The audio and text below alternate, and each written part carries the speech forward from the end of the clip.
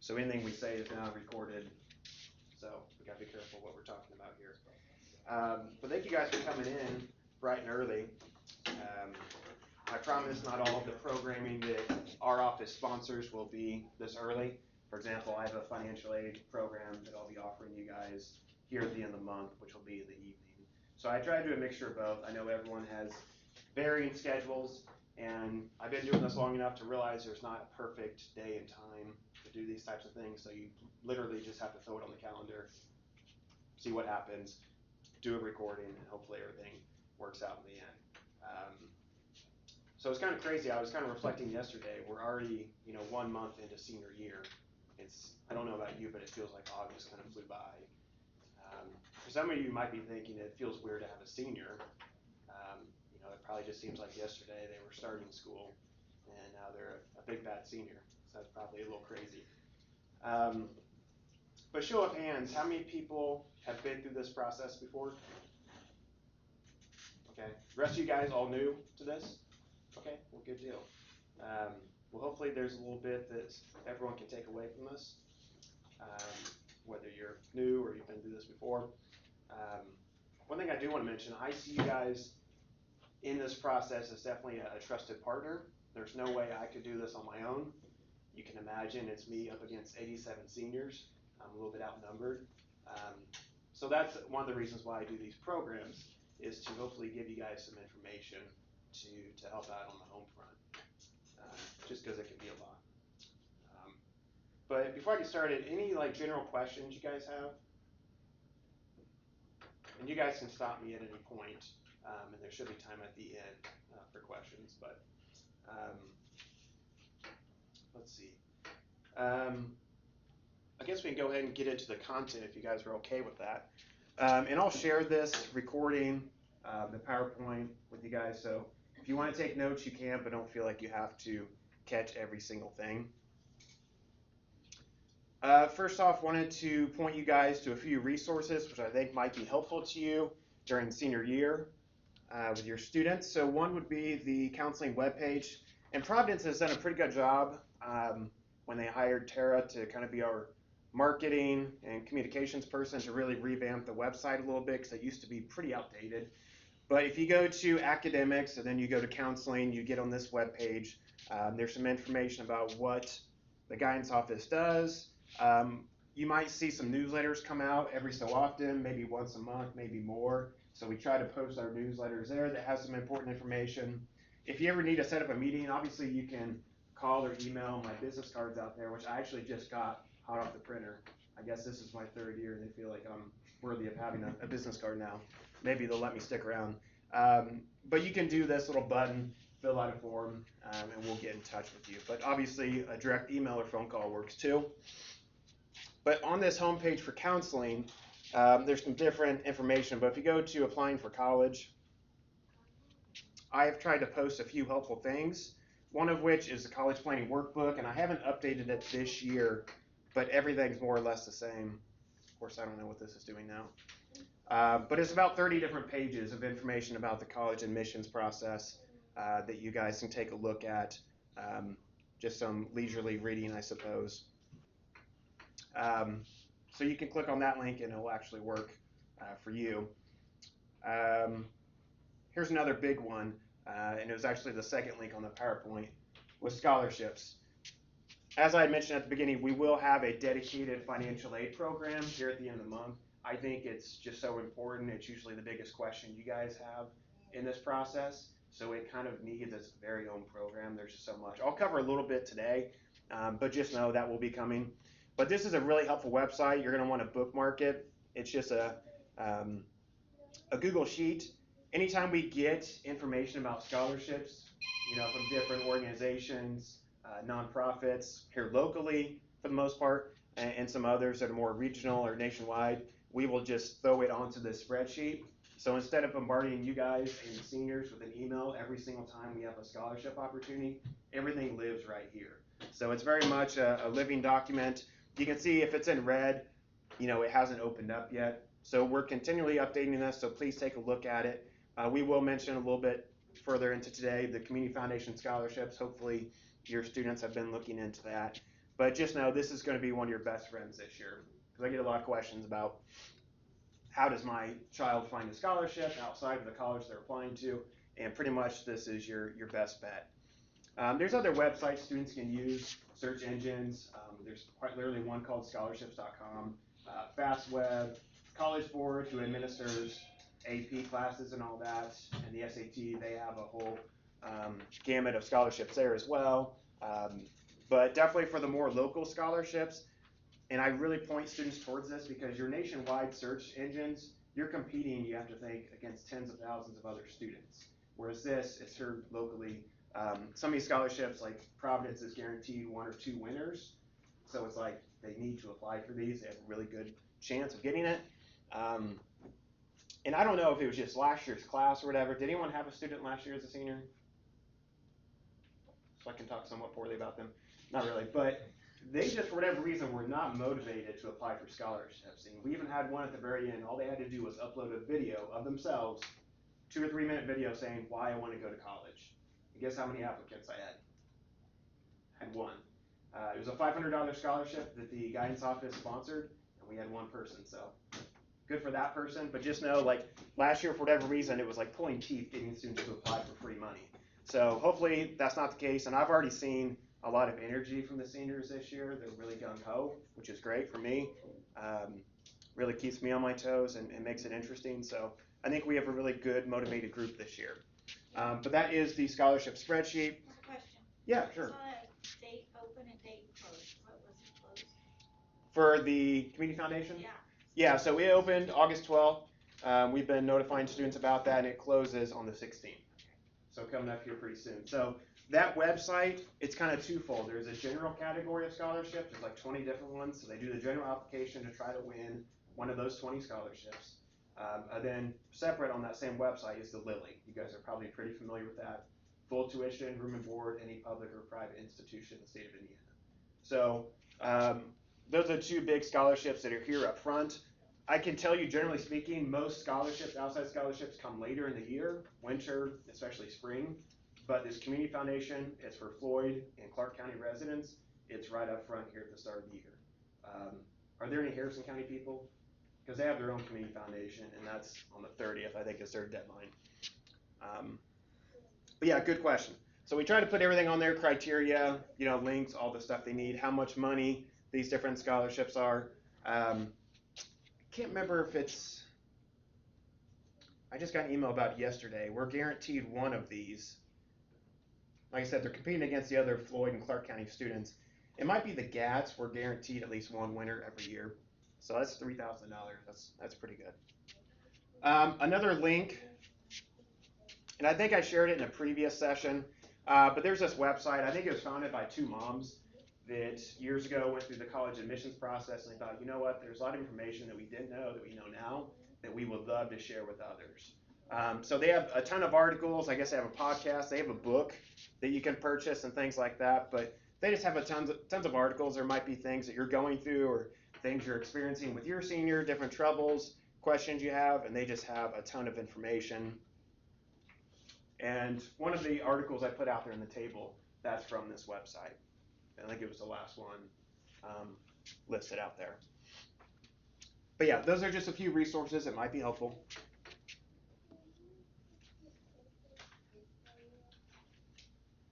Wanted to show you a few upcoming dates and some that just took place.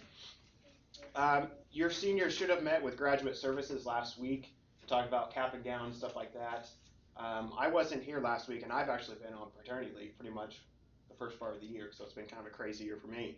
But typically in those meetings, they tell the students, they really harp on this, go home, show this to your parents today. So show of hands, how many students came home and told you guys about the graduate service? Okay, really good, see? You guys have a pretty solid group. If you haven't heard about it, please ask. I don't know when the deadline to turn those things in, but they want to have a cap and gown come May. So make sure they show you that information they got. First quarter grades, progress reports came out last Friday. Hopefully everything's going well there. This Saturday at Scottsburg High School is Service Academy Day. Do we have any students looking at military service academies? I know I have at least one, but I don't think their parent is here today. But if your student is somewhat interested in one of those service academies, Representative Houchin has a program, like I said, at Scottsburg this Saturday. I talked about the Community Foundation Scholarship, which also has a Lilly Scholarship attached to it. That's due on the 16th, so that's coming up. Please don't have your student wait till the last minute, because it does take some time. There's an essay, things like that. There is a portion I have to fill out, so they have to fill in my information, and they can see my progress to see have I done my part. So I actually have until I think the 23rd to get my portion done, and they can check my progress. I've already had a few students that told me, hey, I sent you the thing, and then I check and I say I don't have it. Mostly because they spelled my last name wrong or my email was incorrect, something like that. So just make sure they get verification from me that I have it. And like I said, they can see my progress and see if I've done it. This year, here in a couple weeks, we'll also have a college and career fair. Hopefully your students talked about it last year. I think it was our first year in a long time that we've done something like that. So right now I think I have like 35 different colleges and some local businesses that'll be there. So their teachers will hopefully bring them down for that in the gym, and they'll be able to have some good conversations there. Just because it's tough getting colleges to come visit throughout the day, because I'm actually only able to let them come in before school. And as you can imagine, not a lot of students are motivated to get in here at 8 o'clock in the morning to meet with them. And so those meetings were just not very efficient and productive. And I felt bad having colleges come in that early. So I said, you know what? We'll just do a big college fair. Students can have those conversations. In that date also, it's important, you might want to mark this down. In the evening, I don't know if it's 6 or 6:30, there's probably all the same colleges are going to be in town for the New Albany Fair. So the Southern, I think it's called Southern Indiana Regional College Fair is at New Albany High School that same evening of the 17th, either at 6 or 6:30. I'd have to look. So if you guys, want to accompany them that evening, have more conversations, that you can be there, that would be a good option for you. It's the same group. It pretty much always is, because they're at Floyd Central High School in the morning, and then I purposely put ours in the afternoon to kind of sandwich it, because I used to be one of those admissions people that would do those two fairs, then I had like nothing to do in the middle of the day. Besides, I actually used to come to Providence and sit behind a table at lunch and just awkwardly stare at students because no one would come talk to me. So I'm like, you know what? Now that I'm on this side of the desk, I'm going to try to make it helpful for those people to actually have something productive to do in the middle of that day. And I just know so many of the regional out-of-state colleges will be here, so why not put it on that same date?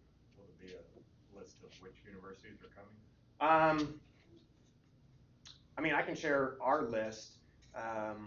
Usually New Albany does send out an email with all participating colleges, so I can email that out as we get closer to that date. But like I said, it'll be kind of a lot of the same colleges, in-state, out-of-state. I think we even have like University of Alabama coming to ours, some kind of further out-of-state schools. Last week of September, the Indiana College Go free application week. If you guys got that little half sheet of paper, those are all the colleges that will be removing their application fee during that week. I'll be honest, it's a bit of a gimmick, because most of the colleges there, it's free to apply there year-round. But they get to put their name on there and say, look at us, we're so generous.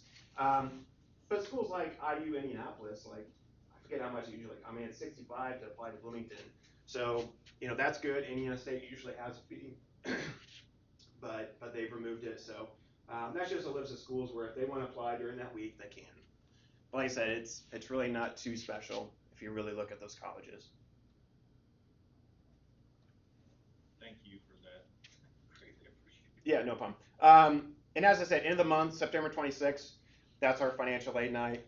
It'll probably be downstairs, and we'll talk about financial aid. A quick question. Sure. If you fill out the Common App, or if he fills out the Common App, is he able to add colleges down the road? Yes. And there should be an area for them to put in a code for those schools that do have the fee waiver. But I would say if a student really just wants to get done now, go ahead and apply. But if they want to wait a couple weeks, why not? So I'm not going to spend too much time on this, but I think it's always good to kind of see what's going on in the landscape of college admissions. It's constantly changing. So in the past couple of years, application volumes still remain pretty high, which leads into the second point there. We see a lot more students getting waitlisted or deferred. For most of the schools our students apply to, it's not that big of a deal, but if they're applying to some highly selective schools, they may encounter some disappointing news. And I try to tell students it's not always a binary option of like acceptance or denial. Sometimes there is like a wait list or deferral or like we need more information type of situation. I think a lot of it has to do with, speaking of Common App, it's so much easier to apply to a large volume of schools now that's why you see an inflated number of students applying to colleges, which artificially makes it tougher for students to get in when you have more applicants each and every year. So early applications are becoming more common, so you probably even encounter terms like early action, early decision, regular decision, things like that. So early action, I recommend every student do that. It's just you apply early, you get your decision early, you don't have to wait on that. As you're probably aware, most schools are still test optional, I think around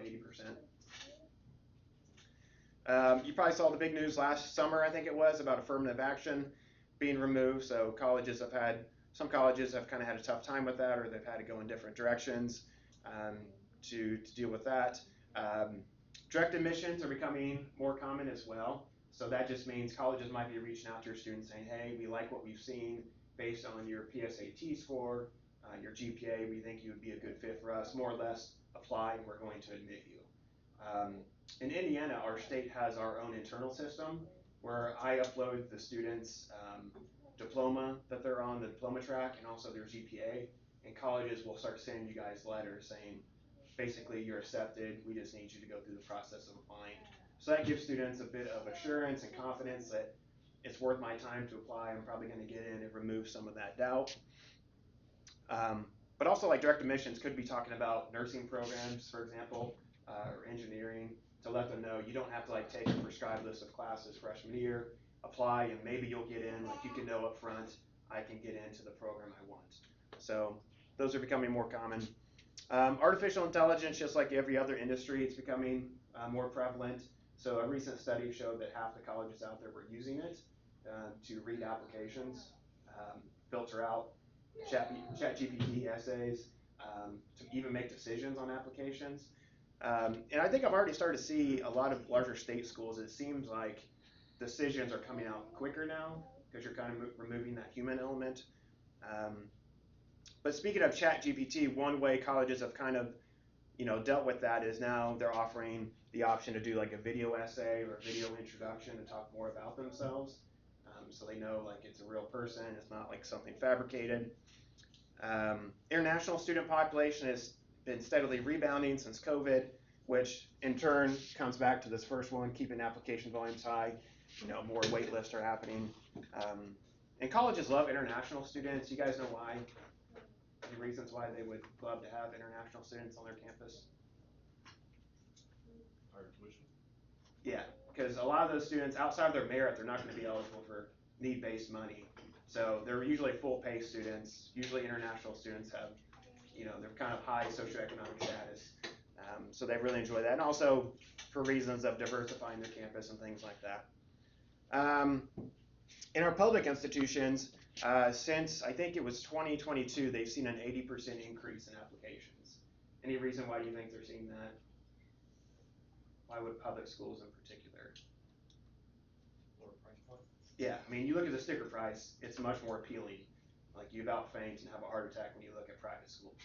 But just to give you guys, and I think I've said it before, sticker price is different than net cost, right? For example, I see Hanover all the time beating IU Bloomington. IU Bloomington, it's about $26,000 all in for direct cost. They're very stingy with academic scholarship money. So you may very well be paying the full 26. Where a school like Hanover, you could be paying about 20, 25. So it could be about the same or even cheaper. So just be aware of that. But yeah, sticker price, a lot of people get sticker shock. So we see public schools getting more and more traction. I'm going to quickly just kind of show you guys, this is information I gave to your seniors a couple weeks ago. Like I said, I've been out on leave, but I've been trying to come back in once or twice a week. And I wanted to make sure I got in pretty early on in August to talk to your seniors about applications, just because that's the nature of my job and it needed to get done. I don't know why we thought having a baby a couple days before school was smart, but that's called natural family planning, I think. God had other ideas. But I showed students, here are some principles to kind of think about as you're getting into this process. The big one I told them, I want them to really take the lead. Obviously, you guys play an important role, as do I. But at the end of the day, we are supporting acts, and they have the lead role. And we want to try to give them more responsibilities here and there. So when they show up on campus next year, a move-in day, they're not just completely lost and helpless.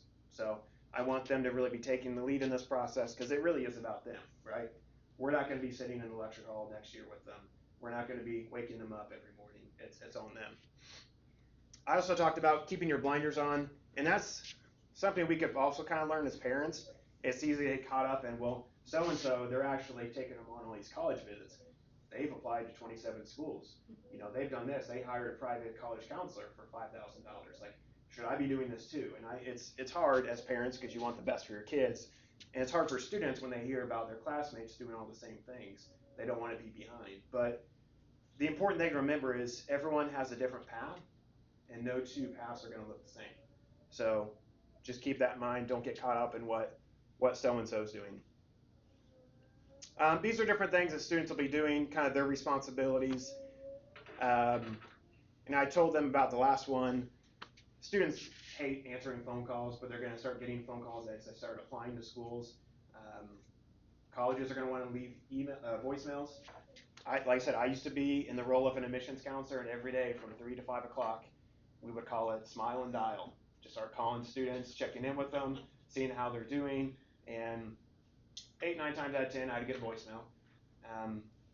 Sometimes, most of the time, I could leave a message, but sometimes their voicemail box wasn't set up. Or I heard some really crazy ones. Like, I don't know if you've experienced this, but they start talking, like the voicemail's, hey, how's it going? And then you start talking, and you realize there's no one there, and they just got me good. So, not saying that's gonna hurt their chances of anything, but we talked about proper etiquette, and if they get text messages, yes, a lot of that is automated, but if you respond back, it will get back to a human. So just be aware of how you're interacting with colleges because they're not only representing themselves and you guys, but also Providence. There were times when I worked at admissions, I had to contact high schools, not to narc on students, but say, just letting you guys know this is one of your students, what they've responded with. So, take it for what it's worth. We talked about demonstrating interest. That's an important one, and it seems kind of silly to even mention that, but we want students to really show interest in schools, and I kind of talked to them about how could you show interest in a school. Obviously, visiting a school, interacting through email, talking to them at a college fair. They keep track of all those interactions. They even keep track of how many emails you open up, and also how many times did you open up that email. Technology today is very creepy and scary, but if it comes down to 2 students and one has showed a lot of interest and one hasn't, you can guess who the school's going to go with. So definitely we want them to express interest in the schools they're interested in. This next one's a big one, and you're going to get so tired of hearing me say this, but I can't say it enough. Apparently I never do. When students get accepted to a college or get a merit-based scholarship or an outside scholarship, any type of information like that, we need it shared with our office. And it's not because we're being nosy, but because we keep track of all that for our records. But also, at the end of the year, this is important to you all. When it comes time for senior awards night or for graduation, everything that goes in that program that some of you keep and hang on to for years and years and years, we put that information in there. And at the end of the day, if we don't have the information, we can't publish it. Every single year, I get yelled at by parents saying, why didn't you have this? You missed this, or you had 9 out of 10 colleges. Why didn't you have? A lot of times, almost every time, it's because we were never shared that information. So it's a student's responsibility first and foremost, but I'm a realist. You guys are probably going to be doing this 70, 80% of the time, sharing this with us. So what that looks like is if they get an email, they can forward that email to me, showing they've been accepted. Some colleges still do send stuff in the mail. So if it's an actual physical letter, they can take a picture of it. You guys can scan it on your copy machine and send it to us. They can bring in a hard copy, and I'll make a copy for us and send them back with the original. But at the end of the day, we need to know they've actually been accepted and if there are scholarship dollars, because we keep track of all of that. So please help me with that effort. Like I said, we try to email about it all throughout the year, and we've had lots of students starting to share that. And we do put that in the newsletter as well. We keep track of that throughout the year, and we'll say, okay, here are the students that have gotten merit scholarships. And it's a way to kind of honor the students and give them some prestige. And we want to celebrate with them. But also, a very pragmatic thing is like it goes in that permanent document that you guys will get at graduation. So just be aware of that. I harped on this last one. I was like, I'm not telling you need to like say thank you to me because it's my job, but like say thank you continuously to people like you that are helping them through this process, and especially to teachers that are writing letters of recommendation. I shared an anecdote with him. I had a conversation a couple weeks ago with a teacher, and she reminded me from last year. She probably wrote 15 to 20 letters, like good solid letters. And how many thank yous did she get? None. And that's really defeating for a teacher. Like, yes, it's sort of part of your job description, but not really. Like your job is to teach, and you're busy with lesson planning, things like that, grading. And they're playing a pretty big role in helping students get into college, and they're taking time, usually their own spare time, to write these letters. And to not even get a simple thank you. And I told them, you don't need to like give them a gift card to a steakhouse, but like just something like would be great. So when she shared that with me, I was mortified because I promise I shared this screen with students I have for the past 5 years I've been doing this job. Like it's not like I don't say it, but it felt like a reflection on me that those students were not saying thank you. So if you could also remind them, that would be good. So getting into a parent's role, kind of the opposite end of what we talked about with students. Allow your child to take the lead. Easier said than done at some points, right? Like we can't just give them free reign. It's like, I don't know if you guys ever helped your child learn how to drive, but I'm guessing you didn't just like hand them the keys and say, go hop on 65, go over to Louisville, have a good time, come back by 5 p.m. Like you probably took it slow, maybe went to a parking lot, something like that, and just gradually gave them some responsibilities. Be supportive, even if you're not really like, if you don't think what they're applying for, this program, this major is a good idea, like let's just kind of see where it goes. I mentioned about sharing acceptance letters and scholarship information. I talked to students and you guys about being patient. It's a long process. You know, applications opened officially on August 1st. And do you guys know when the deadline is, like when students have to make a decision? What'd you say? November 1st? That's like an application deadline. But like when you officially tell college, I'm coming to you. You know what that deadline is? May 1st. And sometimes for you guys, you won't have the financial aid information in hand until March or even April. Especially last year, FAFSA was a nightmare, so consider yourself lucky you didn't go through that mess. I'm guessing this year's going to be a little wonky still. But a lot of our students weren't getting information until April. And a lot of schools did push back that May 1st deadline, but still, students want to be able to make that Instagram post with their college t-shirt, you know, before Thanksgiving or Christmas when relatives are around and people are continually asking them, where are you going to school next year? They want to have that decision made. But honestly, you guys don't have enough information to probably make that decision until early spring. So just be patient. It's definitely a marathon. And of course, ask me for help when you need it. That's my biggest fear, is that people will not reach out because they think, well, this is stupid. I should probably know this. No question is dumb. And this college admission stuff is very complex. Imagine 4,000 different colleges that all do things slightly different. It's not an easy process to navigate. Do you have a question? Yeah, just a simple question. If the students made a decision not to attend a particular college, are they obligated to formally decline the offer? It's helpful. I would say don't do that until late April. You know, you can do, if you know for sure, like I'm not doing it, communicate that with them, because they're going to keep hounding you guys and your students. That's their job. That was my job back in the day, was keep making those phone calls until I heard no. And they hear no a lot. They're used to rejection. We would call those breakup calls in the spring, when students start making decisions and it's not your school, but like 90% of the time, students that apply to your school, they're not going to come to you, you know. But I would say for you guys, if you know the student's not going to go to that school, go ahead and decline. Let them know. That's a nice courtesy, because they will keep contacting you. Any other questions? Here's some things parents should not do. I was talking with a student the other day, and the first thing that came out of his mouth was, my mom, she's got the Common App done. And I was like, whoa, whoa, whoa. He's like, well, I helped her with it. I'm like, okay. I helped her. Okay, good deal. But you know, this is their process. Applications are not difficult. Like, it really should be something that like parents have to jump in and do. There's some questions that are kind of weird and they need help with it. I get that. But at the end of the day, it's not your guys' responsibility. If you guys are having to do this right now, that's not a good sign. Like if they're not willing and able and motivated enough to do their own application, like maybe we should have some more conversations about why do you want to go to college? Is this the best thing for you? Essays, we don't have to worry about this very much anymore. In working with our English teachers here, they all did this in class, whether they have regular or AP English. Um, and I've read some really good essays so far, and that's always really fun. So the fact that they can do it in class, get a lot of peer review, get the teacher to, go over it. And some have, like I said, they've sent it to me to take a look at just because I've read thousands of college essays and I give them some general feedback. But I think for most part, all of our students feel pretty good about what they've done. And they've got probably a pretty easy letter grade in their class for it. So, but I can remember as an admissions counselor reading some essays going, this is a lawyer. This is not a 17-year-old student. Through communications, don't impersonate your child. It's kind of weird. Like I said, it's pretty obvious typically. So there's these people called admissions counselors or admission officers. Every college has them. They're typically dedicated to a geographic area. They're assigned, to all Clark County students or all Floyd County students, or they cover a whole state. And those people can be your best friends, but don't get too personal with them. Like, typically let your student do most of the communications. I never experienced anything weird like that, but I always heard stories from other people.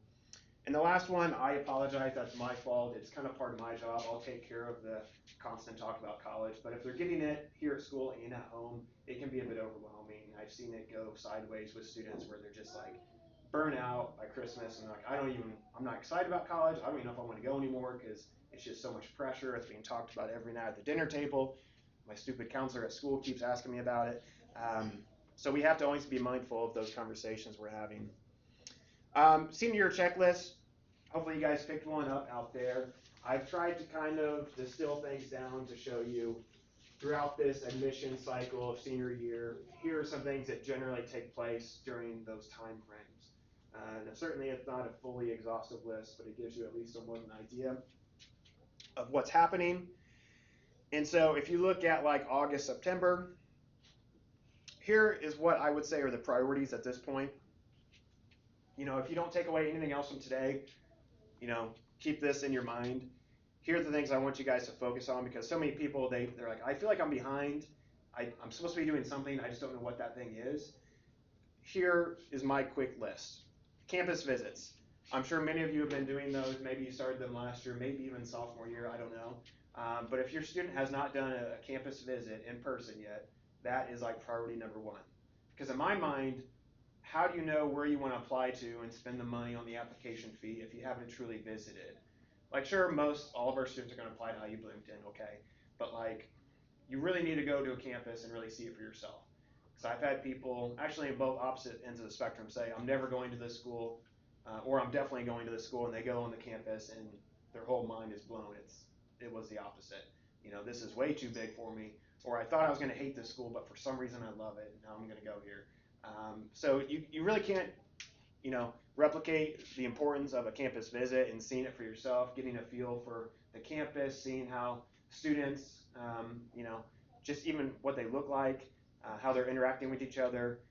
And I would say do more visits than just a general tour. That's a great first thing to do is get the info session and then go out on a campus tour. But think about, can they sit in on a class? Can they meet with a professor? Can they do an overnight visit? There's always like secondary and tertiary visits they can do to get more and more insight in making this decision because it's a big one.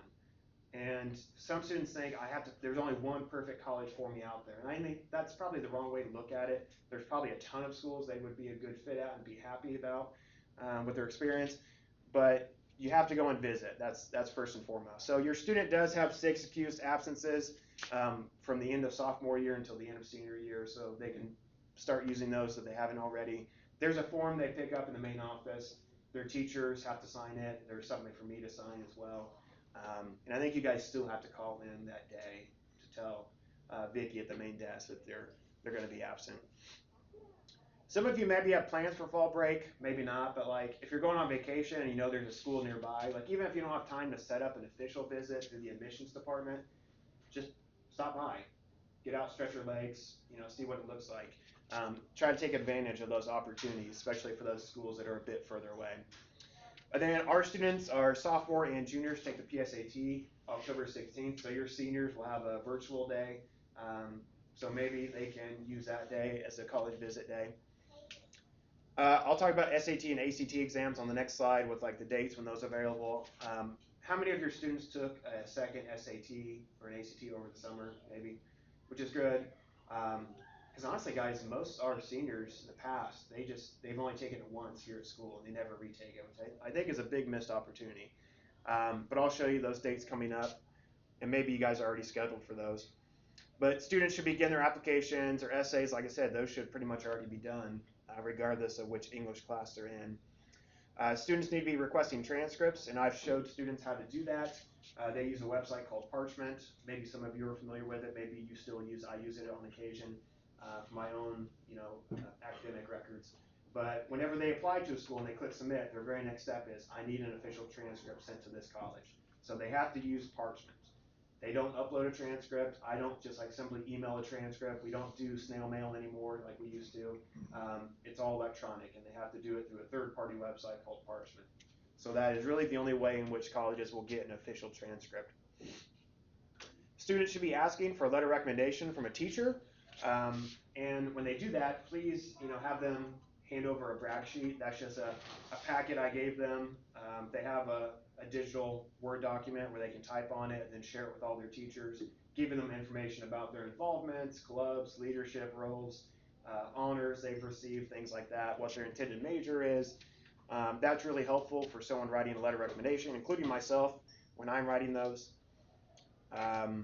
We talked about the Community Foundation Scholarship and Lilly Scholarship being due here soon. And I've already kind of mentioned those admissions counselors at each college.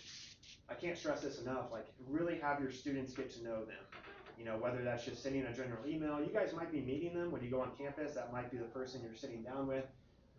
This time of the year, they're constantly on the road traveling to high schools and doing college fairs, so sometimes they're not always in the office for the next 6 to 8 weeks. But a lot of times, these are people reading the applications, and they are the experts on the college. I've worked at 2 colleges, but like I said, there's over 4,000 colleges, and they're all a little bit different. So if they have a specific question, usually it's about housing applications or something like that, and I'm just I don't know, sit down, we'll figure it out. But you do have a dedicated person at every school that is paid to work with you. So I want students to always build a relationship, and especially in the spring when it comes time for financial aid season, and especially with private schools, there's some negotiation that can be involved with the price tag. And there were numerous times when I would be working with a student and they needed more money, and I could go advocate on their behalf and go to bat for them. But if a student who had never interacted with me, they applied once, and that was really the only touch point I had. Obviously I was going to go to bat for them, but I would really push for those students that I knew would be a good fit for college. I knew them personally, and I wanted them at our college. So it helps in a lot of ways to get to know that admissions counselor. And usually every admissions website, you can search for them. And like I said, you'll show what state or what county you live in. It'll show you that person's picture, what their contact information is. Going back to test dates, so here are the SAT dates for the fall and the spring, and then also ACT. None of our students really take any spring exams, although schools like Louisville, they'll let you keep retaking tests all the way through the spring. A lot of your schools, the December exam is the very final one they will use for consideration for admission and also scholarships. But then again, there's colleges like Kentucky, for example. You have to have everything in by that December 1st deadline. Your application, your essay, your letter of recommendation, and your test score. There's no leeway whatsoever. So every school's a little bit different on how they accept test scores. Some do super scores, some don't. You've probably heard that term. That just means they can take the best score out of each subsection to give them the highest composite.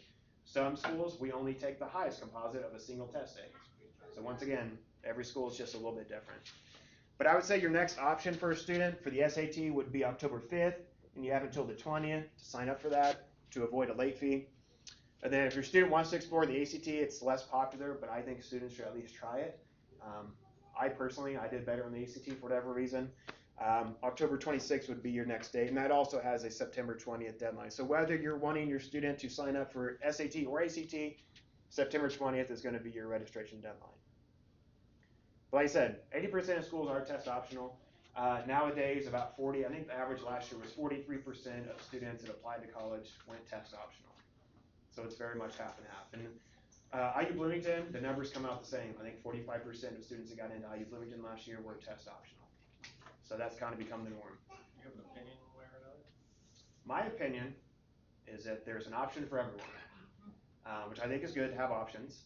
I think there's still a time and place for good test scores. If you're a good test taker, like that can really bring you a lot of opportunities and money and good things. If you're not, let's not stress about it. There's many other things in life to stress about. Let's not make testing one of those. I would say definitely test a second time, maybe a third time, but after your third time testing, it's pretty marginal in terms of like the improvement, even doing like really heavy test prep. But definitely have them take it a second time. And if it's not working out, like it's not working out, let's focus our energy on something else. Big picture, you know, the pendulum swung really far with COVID and people couldn't take exams. And the whole message, I think, from counselors and just the community was test scores aren't that important. You don't need them. Like, you're more than a test score, which is all very true. But now it's slowly going back the other way. Colleges are now bringing back requirements, like Purdue did that 2 years ago. You now have to have a test score to apply to Purdue. Some of your Ivy League schools are saying, wait, I think there is a correlation between test scores and like the predictive analysis of how they will succeed in college. Where other people before that were saying it has no bearing on how successful they are in college. Like, so I think it's kind of going back in the other direction now. Test scores are becoming, schools are seeing them as more important. Big picture, colleges love test optional because it makes their numbers go up. Like IU Bloomington, for example, I show the students, I don't tell them which school it is. I say, you want to guess which school this is? It's the academic profile. And it has a SAT average, I think, of 1322. And they're all freaking out when I tell them it's IU Bloomington. I'm like, let's wait, let's look at the fine print. Half the students went in test optional. So you have to imagine the ones that did submit test scores probably are pretty strong test takers. So that makes their test averages go up, makes their prestige level go up in the rankings. So they say it's because we're, you know, so generous and we want students to know that you're more than a test score, but really it helps them in the ranking systems. If you take the test, do you have to submit your score to the college? No. Okay, so when you sign up for any of these exams, like for now on, you know, like we only did the one SAT here at school that we signed them up for, but if you guys sign up on your own through College Board or if you're doing ACT, you can usually designate automatically, I want this school to be sent my score for free. But a lot of students are like, no, I'll wait and see what that score is and then determine if I send it in. So yeah, students have the option to pick and choose which test they want to send in. When it comes to, like, at the end of the day, a college transcript, you know, if they've taken dual credit classes, it's going to show every class they've taken. You know, they can't pick and choose. Well, I only want my communications grade from Ivy Tech to show up. You know, it's all or nothing in that way. But test score wise, they can choose which individual test date they want to share. And I realize I'm going over time, so like I said, if anyone needs to leave at any point, feel free. I'm not going to be offended. Just to give you some general information, and this is probably stuff you already know. But when it comes to college applications, there's 2 ways to apply to a college. Typically, you can go straight to that college's website, or you could go through Common App.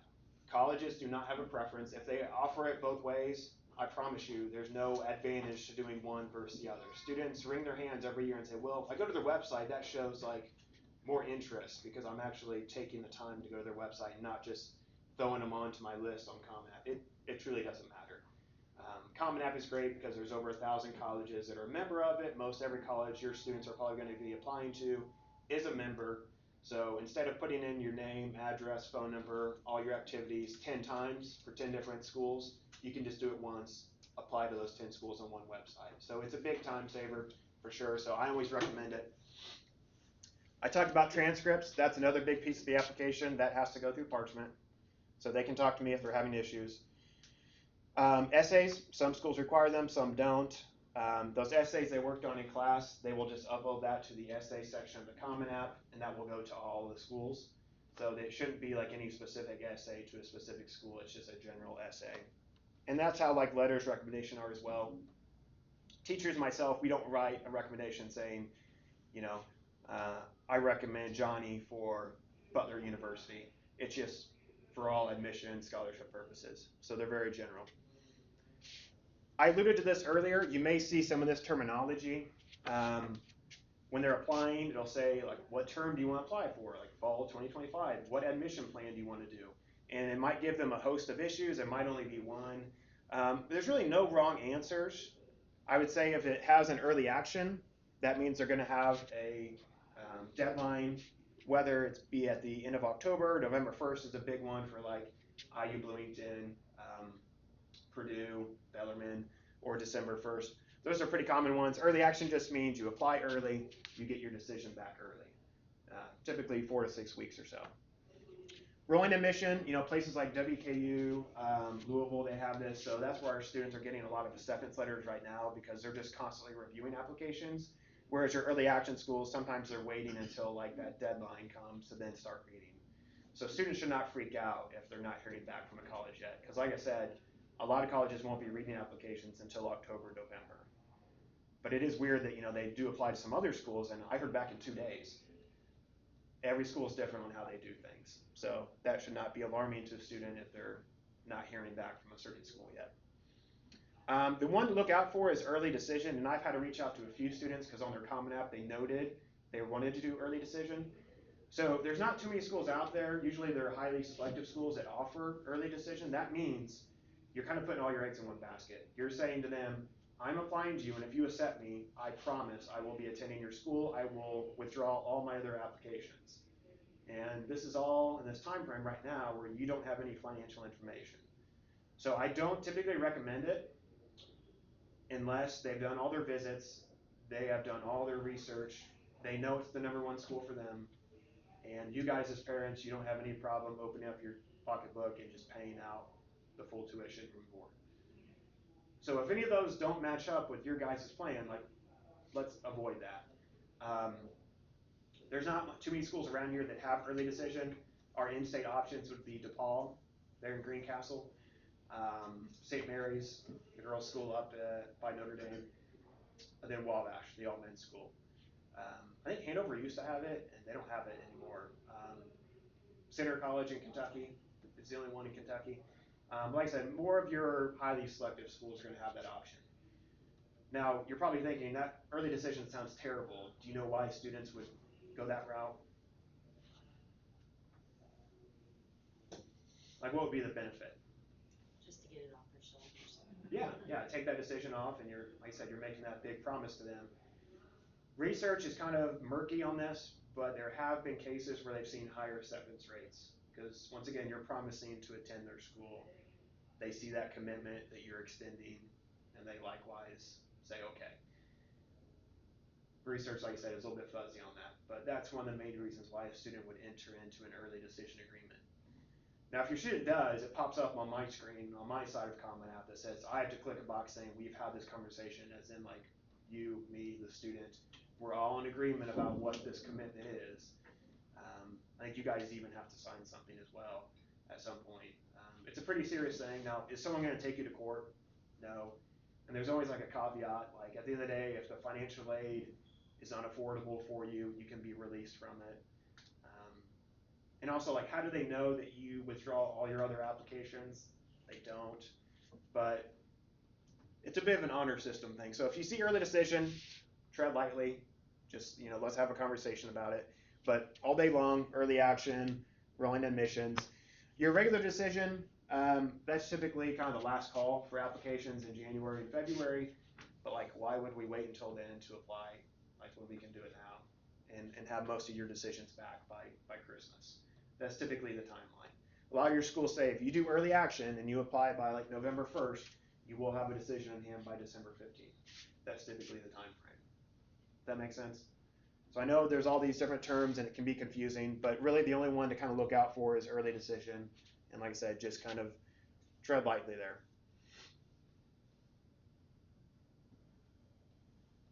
I've talked briefly about letters recommendation, but some students ask the question all the time, who should write this letter? Obviously a teacher who's going to say good things about you. And teachers will be really honest. Like some will say, you don't want me to write you a letter. Our teachers typically don't have a problem doing that, and so the student should take that advice. But typically it should come from a core subject teacher. So math, science, English, social studies. Now, if your student is applying for a special arts program or something like that, or theater, like, yeah, one of our art teachers or Mrs. Hollifield from theater would be a good option. But typically, they need at least one recommendation from a core subject teacher. Probably someone they had in the last year or two. Going back to freshman year, biology class might be a little difficult for that teacher to then come up with a really detailed letter.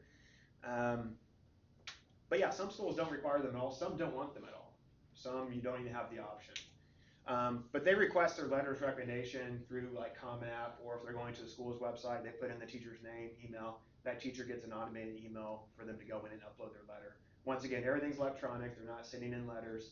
Students typically never see the actual letter. Some teachers will share it with the student, but it's not common. I always tell students you need to ask your teacher first before you go in and add them on Common App, because there's nothing worse than getting an automated email saying, Johnny has requested you write them a letter of recommendation, when that student never even asked me. And I promise you, this happens all the time too. And I tell students, they don't have to ask me. Like, it's innately a part of my job is to write letter of recommendation. Like, I don't want to be bothered with you asking the question. Just know I'm going to write you a letter, so go ahead and add me on your Common App. But your teachers, you do need to ask them, preferably like in person, and through email if you have to, but definitely in person would be good. So ask them first, and then go in and add them on your application. And then we talked about sending that thank you of some sort afterwards. Scholarships and aid, as I mentioned, we're going to have a whole program dedicated to this. But just to give you some really, really basic information, there's three main sources for financial aid to help you guys pay for college. Your biggest source of aid is always going to be the school in which they're applying to. So a lot of institutions, the minute you apply, they will then consider you for any merit-based scholarships. So merit-based means based on your GPA, test scores, class rank, your achievements in high school, basically anything they can derive from your transcript. Sometimes they have a totally separate application for scholarships, so that's another kind of difference between colleges. Sometimes you just apply for admission, and that will automatically consider you for scholarships. Other places, you have to do a totally separate application. So your student needs to do the research on that. But we always want to try to squeeze all the resources out of the school as much as we can. Another big resource for some students will be the government, and that's typically done through the FAFSA, which is a fun word, the free application for federal student aid. So how many people have gone through that before? There was a total revamp last year, and like I said before, it was a nightmare. A ton of glitches. People kept getting kicked out of their application. They couldn't complete it. If they needed to go back in and make corrections, they couldn't do so. I mean, it was the worst year I've ever experienced. So hopefully some of those glitches have been fixed. But basically, it takes into account your guys' income, your assets, and there were a lot of changes last year which were not helpful. For any business owners, they now count that basically against you, like any assets you have, even though that's not like liquid money you can use. That's now counted against you, so it makes it appear that you have more money than you really do. They took away the multiple student provision, where you have multiple kids in college at the same time, you got a little bit of a break. They took that away. I'm trying to think what else they did, but pretty awful.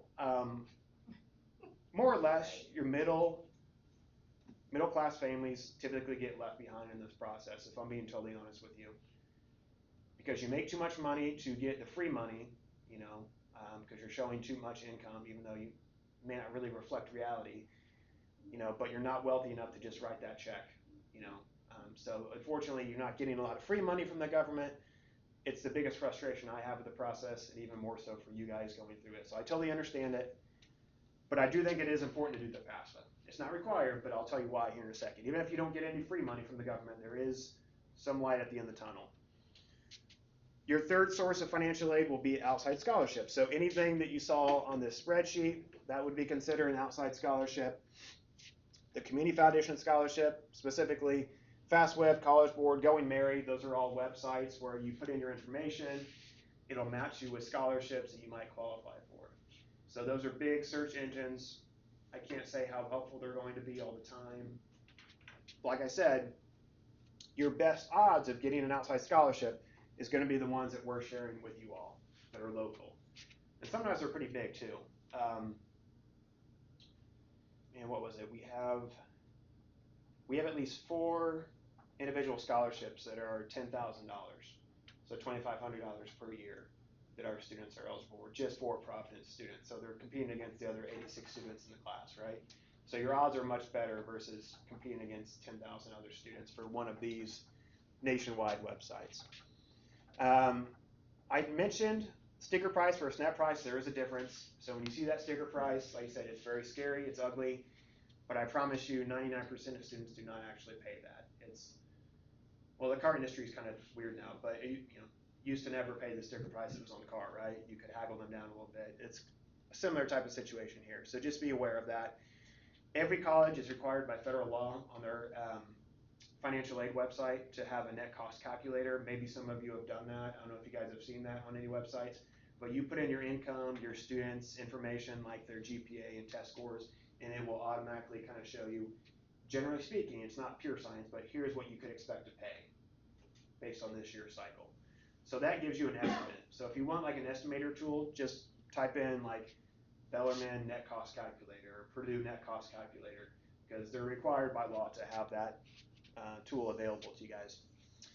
FAFSA this year goes back to opening up on August 1st like it did for a number of years. Last year it was, by law, they made all these sweeping changes and it had to be done by January. And they made it available by January 1st, it just didn't work.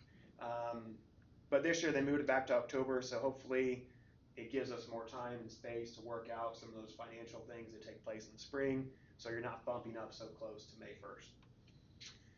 Now, my big advice to you guys, when your student is accepted to college, which some of you guys have already had your senior accepted to one or more colleges, typically in that literature, it will encourage them, let's go ahead and make it official. Put down your deposit today. And usually it's $100, $300, $400, usually non-refundable up until May, sometimes refundable up until May 1st, but usually non-refundable. It basically is their commitment to the school. It holds their place in the class. I hate it, but sometimes they use scare tactics. Like, do it now, our dorms are filling up. Like, don't play into that. Like, if you're not ready to make a decision, do not. Because here's the deal. How many of you guys have a senior applying to a private school? And hopefully it's going to be more than one. I'm saying that because if they only have one school like Hanover listed on their list of schools that's private, they need to go ahead and add, some others. Like Bellarmine is also really competitive with financial aid. I would just be honest, Bellarmine and Hanover do the best financially for private schools, in my opinion, from what I've seen. But go ahead and add, Franklin College, Transylvania, Butler. I mean, you can add a number of different private schools because if you apply to them, and a lot of those private schools, it's free to apply. It's your state schools that typically have an application fee. But if you apply to all these other private schools and you list them on your FAFSA, they will send you a financial aid package. And if I want to go to Hanover, but Bellarmine gave me an outstanding letter, it's going to be $5,000, $6,000, $7,000 cheaper to go there. I can use that against Hanover. So there is a negotiation element to college admissions. Now you're probably thinking, what about IU Bloomington? The sad story is most of our public schools, they don't care what other offers you have. Here's your offer, take it or leave it.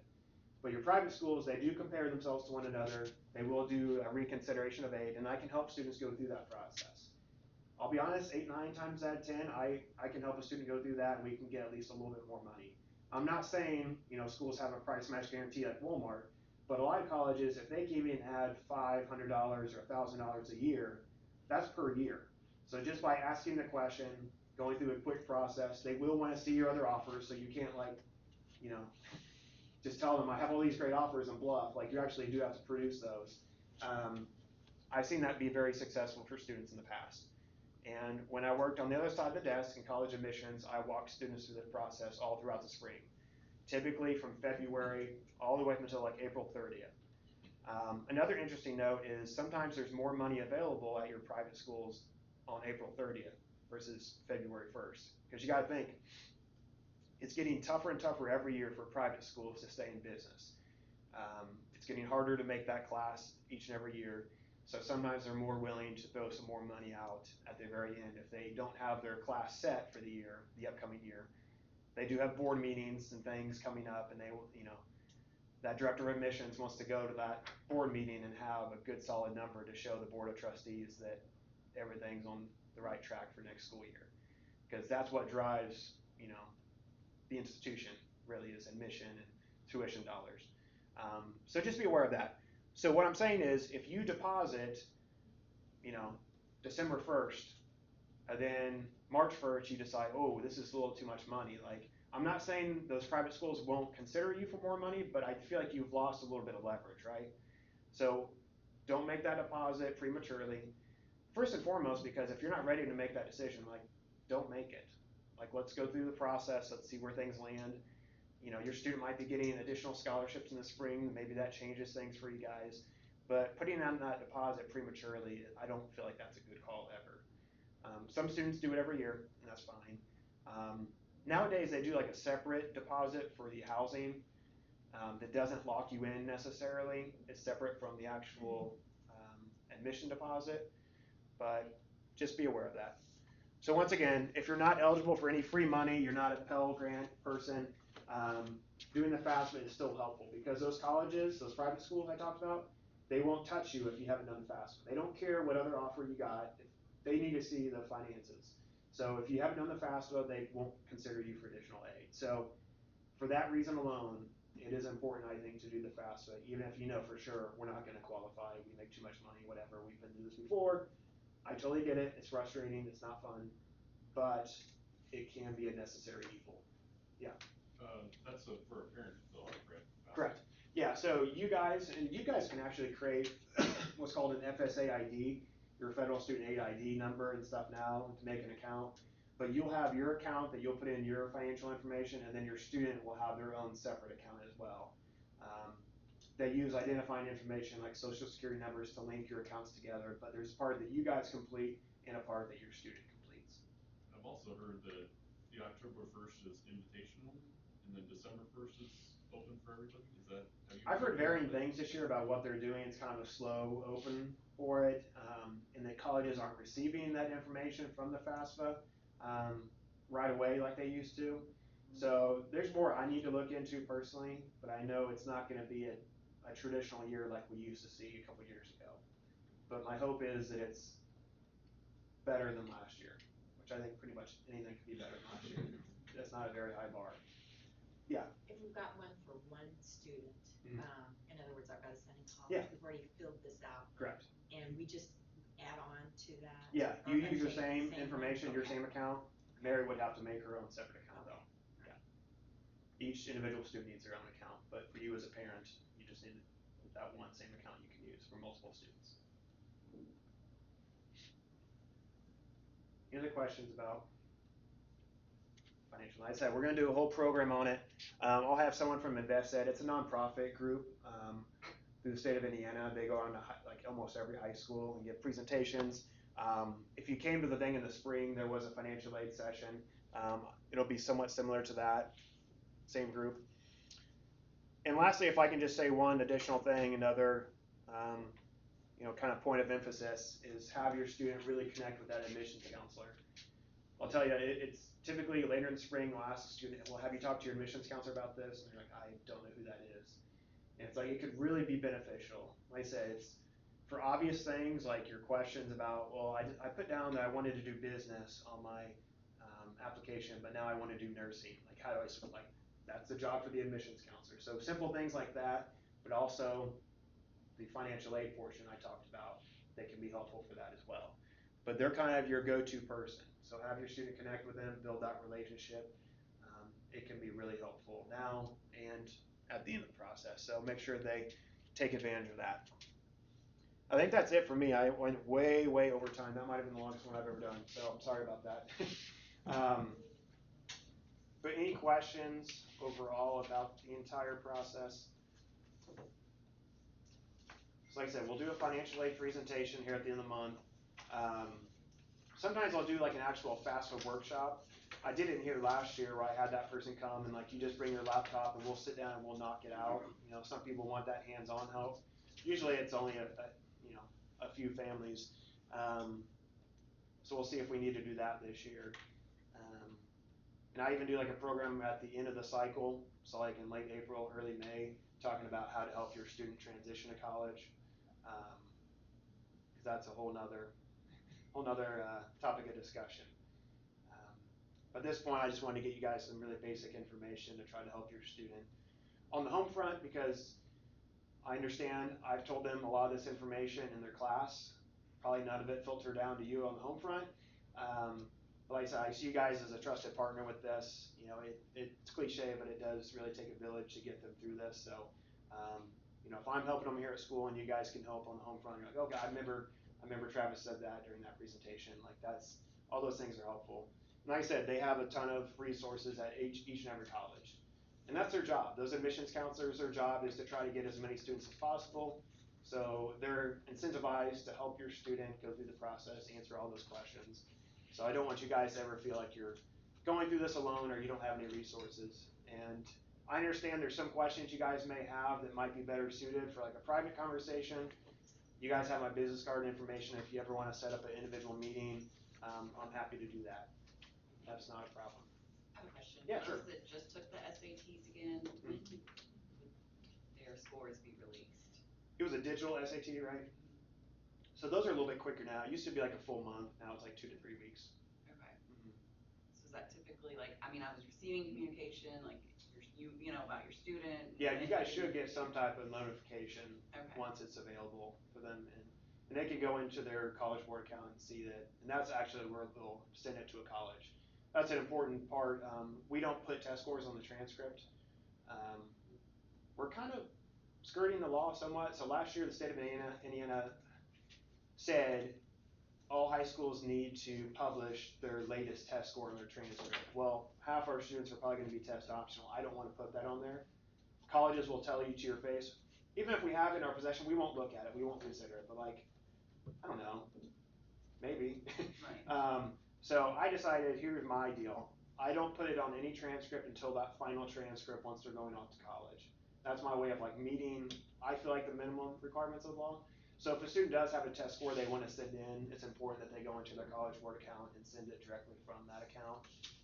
Or for their ACT account, if they took that, they would go to that website. So that's the only way to send official test scores is through those websites. And it does cost money, unfortunately. It's $12, $13 per school, so that adds up. Will you help them determine when they should and shouldn't share? Yeah, sure. Yeah, I was just having that conversation the other day. And for some students, based on their list of schools, there might be some they do and some they don't. Okay. Just based on that admitted student profile, they may say, well, I'm not within that middle 50% of students that get admitted typically, and maybe I'm just below it. So yeah, and that's another thing. That's a really good thing to ask the admissions counselor. It's not weird. It's not like showing your hand. Ask that admissions counselor, here's what my test score is. What do you think? Okay. And they can help with that. They can be very honest. They're not gonna like try to trick you. Like I said, they have goals, recruitment goals. They have to have so many students from each geographic territory. It's a motivation for them to help your student as much as possible. And I used to have those conversations all the time where I would say, actually, let's go test optional because that will actually be better for your admission, but also for your scholarship level. It could be more money if you do not send it. Or on the other hand, you do need to send this. I know you said test optional, but like this is a good test score. You need to submit it. So they can help out with that question as well. But yeah, I'm happy to have that conversation. My daughter has already applied with her original SAT scores. Right. And she retook it. If that score improved, does she have to resubmit that score? She would, yeah. Okay. Yeah, It's not automatically sent. Unless when you guys were registering for that test day, if she automatically listed some schools to receive it, then yeah, you would need to log back in and then send that new test score, and they would just update it. Because they already have an account for her, so like when they receive that test score, they know where to put it. So it'll be included in her file whenever they make that decision. And even if they've already gotten like a decision, they've already been admitted, you know, they can still send in new test scores, and it could adjust, especially the academic scholarship level. Other questions? Sorry for keeping you guys so long today. Thank you. Yeah, thank you guys for coming. Appreciate it. If you guys need coffee or anything on your way out, water, feel free to grab one. Thank you. Thank you.